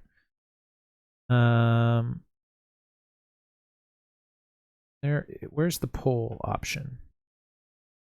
Where is the poll option? Start a poll. Start a poll. Start a prediction. Manage poll. There it is. Manage poll. Welcome, Cynthia. I'm glad you're here.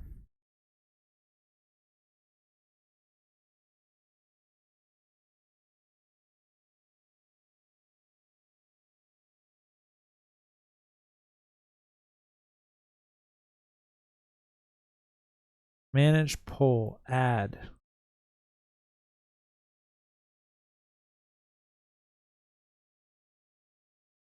Please.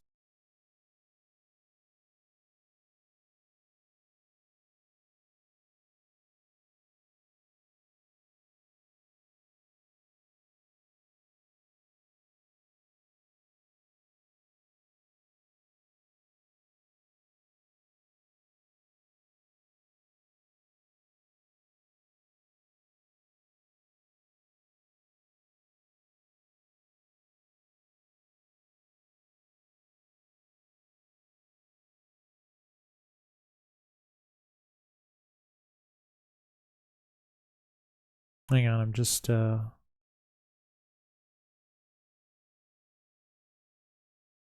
changes to the thing here. That stream info. That.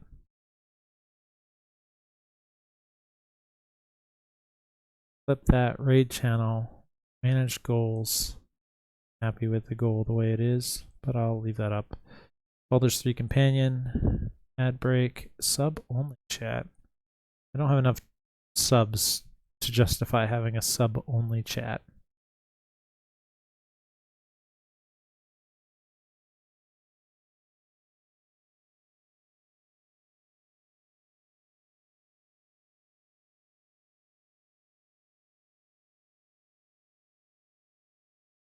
I could put followers only chat, and then people have to follow to use the chat. Force you to follow me. Yeah. Okay. No, I'm not going to do that. All right. Okay. Let's test this poll functionality. And I'm going to test the poll functionality. Create a new poll. This poll is a test. Should we start playing Baldur's Gate 3 now? Yes. No. I want to see the bonus content. No, show me bonus content. Yes, no. Allow additional votes. What? No. Oh. You can spend tokens to vote again for an extra 250 tokens. You can vote an extra time. Interesting. Let's do this test poll. Here we go. I've started a poll. Poll management, end poll, delete poll, view results. Okay, so there's a poll now. You guys should all be able to interact with it. It's up for 1 minute. We're testing the functionality because we're going to use this poll functionality to make the character that we make. Holy shit, people really want to see my bonus content? You don't want to start playing the game? Wow, what's going on here? 20, what the 20, I don't have that many people. I don't have that many people in the chat. What? Are you guys spending tokens just to vote that many times? What's going on? Yeah, channel points. Wow. Maybe I made that Rag really wants to see my bonus content before we start playing the game and contributed 5,000 channel points to get her way. Wow. Well, okay. Rag has spoken. She voted with her money. She pulled a Freddy. Someone has too many points. Yeah, she pulled a Freddy. 9 hours of Mafia streams gives us thousands of coins. Okay, well, I'll make sure I up the cost of extra votes for the next poll. I'm ambivalent in reality. I just felt like causing a ruckus. Feel free to start playing. That's 23 votes. No, you voted for bonus content, so we're going to look at one other thing, and then we're going to start playing. Your votes matter, so we're going to look at something else. This is the Baldur's Gate Gazetteer. Oh, here we go. We'll watch the launch trailer. That's bonus content. Sure. That's what we'll do. All right. We're gonna watch the launch trailer. Let me make sure the audio is set up.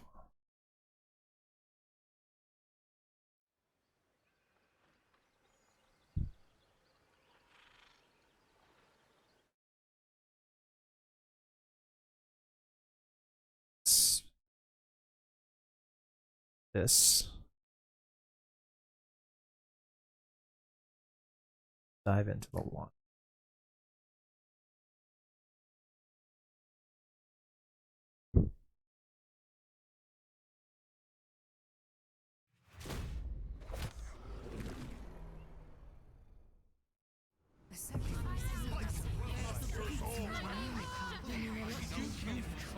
I saved you. And I'm here to save you again. The parasites are merely a symptom of a greater sickness in Faerun. The infected hear the voice of the Absolute and believe it to be a god. The Absolute is more dangerous than you can possibly conceive.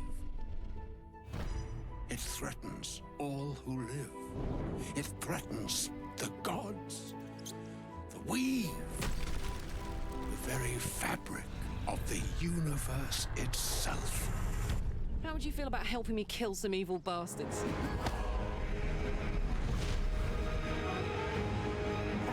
Blackith blesses me this day. Together, we might survive. I'll enjoy watching you try. In mere moments, all that you have dreaded will come to pass. When the screaming stops and your mind is gone, the rest, perhaps, is silence.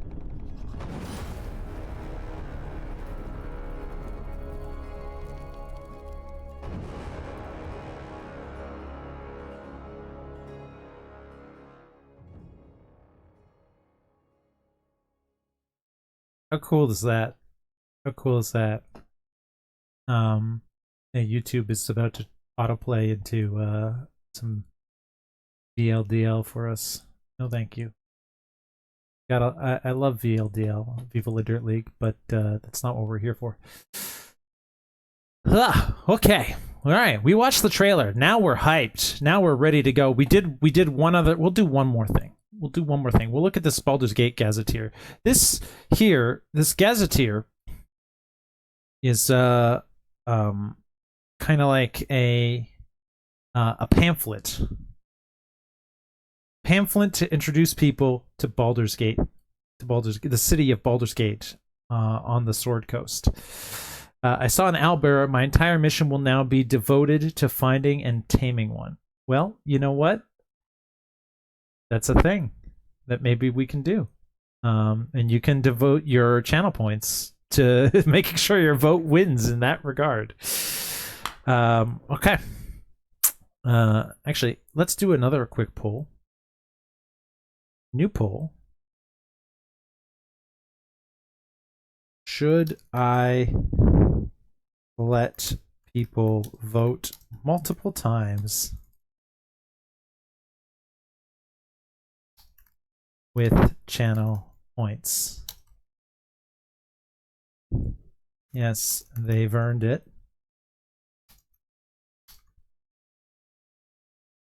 No, that's not fair. Now we're going to disable additional votes for this particular poll. I will launch. There you go. There's a new poll. You guys can decide. This is for while we're playing the game. That's what I'm asking. While we're playing the game. Are you allowing us to use our points to vote multiple times on this poll? No, not on this poll. But if this poll wins with a yes, then you will be allowed to vote multiple times with your points when I'm playing the game and making characters and stuff like that. So it's up to you to decide now. You got 2 minutes to make your points count when I start the game. And while the poll is on, we're going to look at this Baldur's Gate Gazetteer, which is like a pamphlet to introduce you to the city and tell you what's going on about. A very detailed pamphlet. Look, there's all these subjects here. The history of Baldur's Gate, Baldur's Gate today, government, citizenry, economy and trade, religion, dangers in Baldur's Gate, city landmarks, upper city, lower city, outer city. That's the city. That's the slums that are outside of the protective walls of the city. Up here we have the upper city. You can see in this image. Oh, you can't see my cursor, can you? Let me do this then.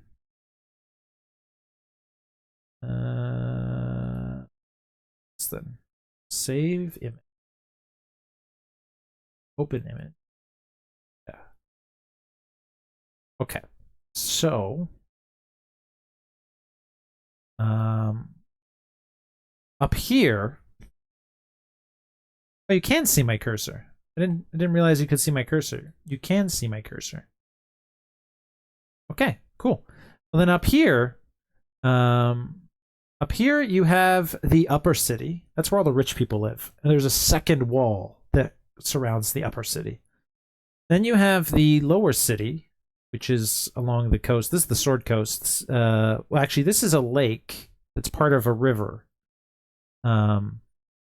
There's a river that spits out into the Sword Coast, and this is part of it. Yeah, and so Baldur's Gate is built on that river. So this is the lower city, and then outside these walls, it's the outer city. There the poor people live. Let's see what. Yes, they've earned it. So the poll has ended. 4 out of 4 people voted. Yes, they've earned it. I kind of want to make the former Archmage some sort of non-caster. Well, he was robbed of his power, but he probably is going to need some of it to get some of it back in order to save himself. But you know, we have control over that. Like, he starts as a wizard, but we can multi-class him into something else so that he never gets past level 1 as a wizard. Or we can even retrain his first level class so that he's not a wizard at all. These are things we can do. I kind of want to help the Mind Flayer take over and assassinate all who would oppose us in our pursuit of power. Well done. Okay, so here's what we're going to do. This Baldur's Gate Gazetteer. Yeah, you got the upper city, lower city, outer city, beyond Baldur's Gate character backgrounds, and then dark secrets. So here's what we're going to do. I'm going to run one more poll because I'm enjoying testing out the functionality of this poll. Since we're going to be using it a lot during the stream. New poll. We're going to call it. We're going to look at one section of this Gazetteer. We're going to read one section of this Gazetteer, and then we're going to start the game. Retraining is more what you were thinking, but if that's not where the game goes here, I can wait to see it. Personally, not that I get a vote, because I'm the one playing the game. You guys get the votes. I don't get votes. You decide what happens. This is a choose your own adventure game, and where I'm your meat puppet making the choices that you tell me to make. I don't get a vote, but if I did get a vote, I would want to retrain Gale from a wizard into a bard. Still magical, yes, but different kind of magic. He strikes me as very so none of the 7 pre-generated characters are bards. Bard is my favorite class in D&D. None of the 7 pre-generated characters are bards. Of all of them, Gale strikes me as the most bard-like. You know, he's got the arrogance. He's got the He's got the panache. He's got the he's got that witty smile. He's got the background where he managed to seduce a god somehow. Bard is supposed to be fun in this, I think, as well. That's good. Also good to see you, Freddie. I think I saw you earlier, but the chat was moving too fast for me to see it. But it's nice to have you join us. Always love to see Freddie. I've been playing Mafia games with Freddie for over a decade, which is insane to think about.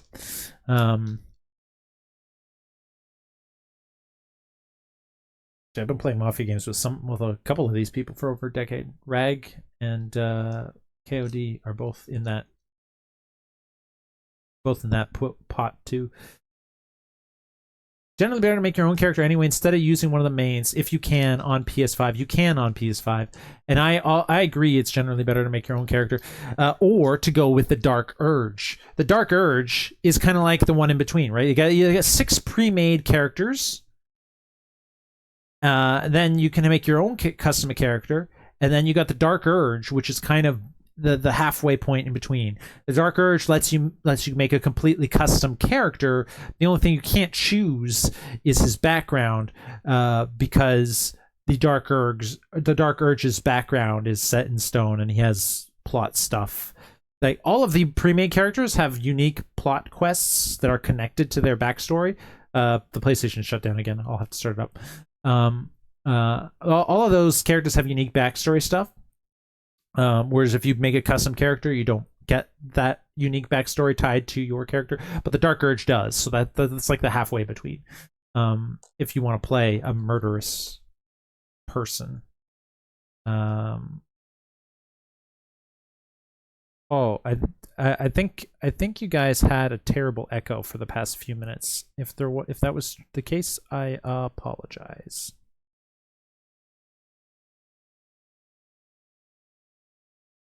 Just realized 2 things were turned on, which is that. Haven't noticed an echo. Oh, okay, good. That's good. Glad to hear it.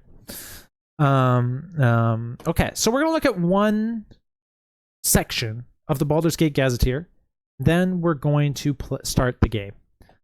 We have more than enough people in chat to make the character for me to be satisfied. But we're going to look at one section of the Baldur's Gate. So what section of the Baldur's Gate Gazetteer do you want to see? Why does the poll have a limited number of characters? What part? It's fewer letters. What part of the Baldur's Gate handbook? Let's put handbook instead of Gazetteer. Handbook, because that's fewer letters. Do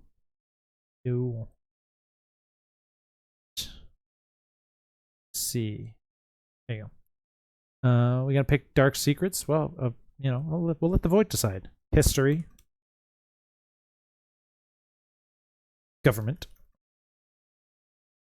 We're gonna be spending a lot of time in the city, so maybe people want to know what kind of citizens live there. Economy and trade.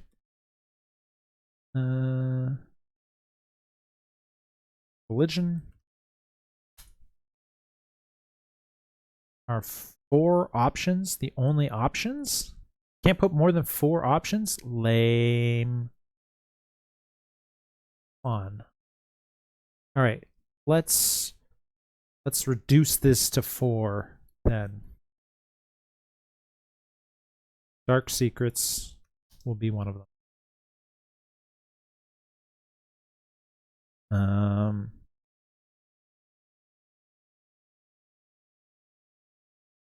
But history and today as a what was it in the past and what was it now as one thing.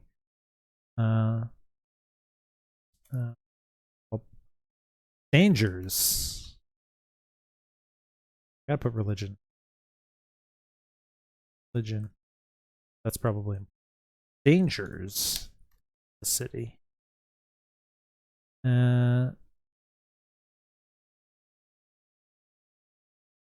Yeah, religion and citizenry. We'll put those two as one thing. Dangers in the city. And then let's put upper, lower, outer city as a thing. Okay. Allowing additional votes. We're going to up the cost of additional votes. And then we'll put this up. Quick 1 minute poll. There we go.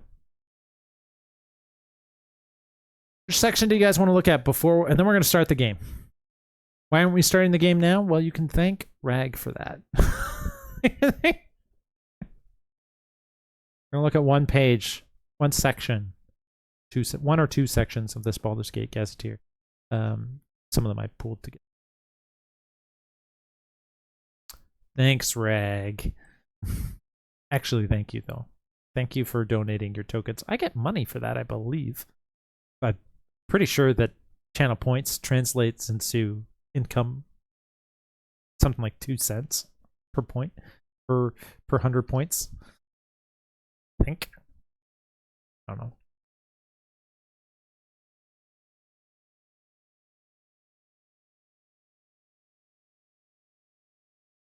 About to be a tie. Somebody needs to vote one of those 3 options that have 1 vote. Oh no, a 3-way tie. You have a lot left over from the D&D days. That's good. That's good. You'll have more voting power when we start the game. Ties are for losers. Choose. Let's put we religion,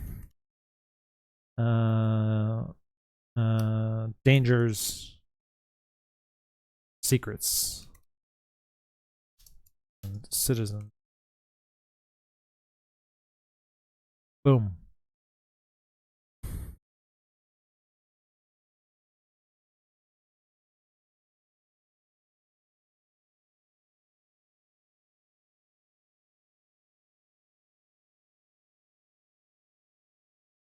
Cynthia, are you still watching?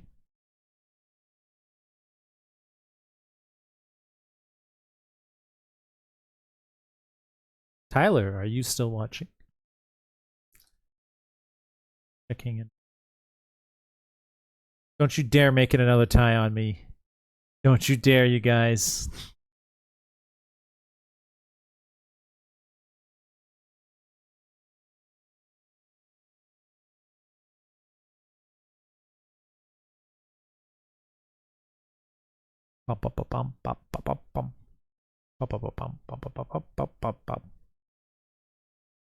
Oof. Secrets wins. All right, we're going to take a really quick look at secrets. I'm going to run an ad so I can run to the washroom during the ad. Then we're going to finally start the game. For real. Dark Secrets of Baldur's Gate. Oh no, there are subsections of Dark Secrets. Who knows the secret? Conspiracy. Murder. Conspiracy in Baldur's Gate, murder in Baldur's Gate, or theft in Baldur's Gate. Okay. Okay. Okay. What secrets? Conspiracy, murder, theft.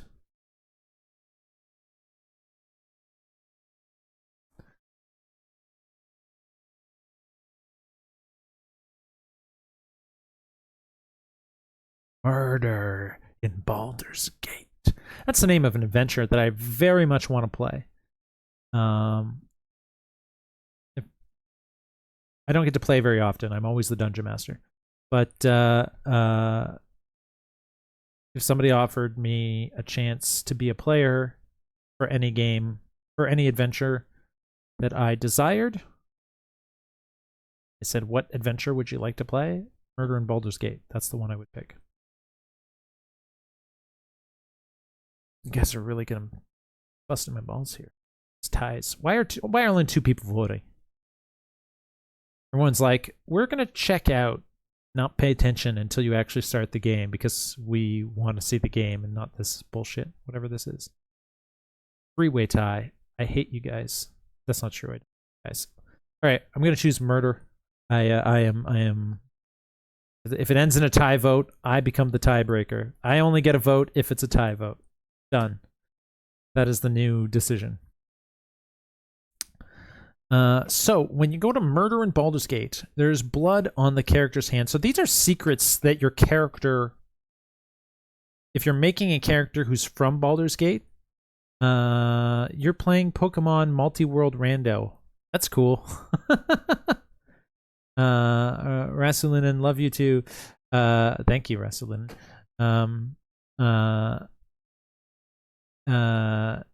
If you are making a character from Baldur's Gate, these secrets are things that you could be a character secret that you have. So, in the case of murder, it's you killed someone. Did you kill for justice or for the thrill of it, or either by letting players you can define the particularities of the murder or let players craft their own. So there is a series of 6. We're going to roll a d6. I, of course, have dice always at the ready. I rolled a 4, so it says the first step to healing is admitting you have a problem. The second is seeing your abusive dealer bleeding out on the floor. Jopalin of the tea house of the same name. Oh, tea. This is scandalous, especially considering the tea party everyone recently attended. Of the Jopalin of the tea house of the same name is had it coming, and you haven't felt the moonflower itch since. Well, there you go. Roll, yeah. You could either have been a murderer, so you can determine at random whether you are the murderer, whether you were a bystander, whether you were the instigator, or you know what happened but didn't tell. Interesting. So these are all like character background stuff, these secrets. These are secrets that you could choose for your character if you decide you're playing in D&D and you're from Baldur's Gate. These are related to the role-playing game, not the video game. Though there may be something similar to this stuff in the video game. All right, cool. That was a fun little introduction to Baldur's Gate. We're gonna look at more of this Gazetteer as the stream goes on. I mean, I'm planning to stream for 12 hours. I can't believe saying this, but I'm already apparently two hours and 48 minutes into the stream. But at various points, if I need to take a break from playing the video game and do something else, what we'll do is we'll look at this Gazetteer and learn some interesting facts about Baldur's Gate. But that's enough of it for right now. We have appeased the rag gods. We have done something to pay to earn those barbokins that she spent, and now we're going to start the game right after this very quick commercial break.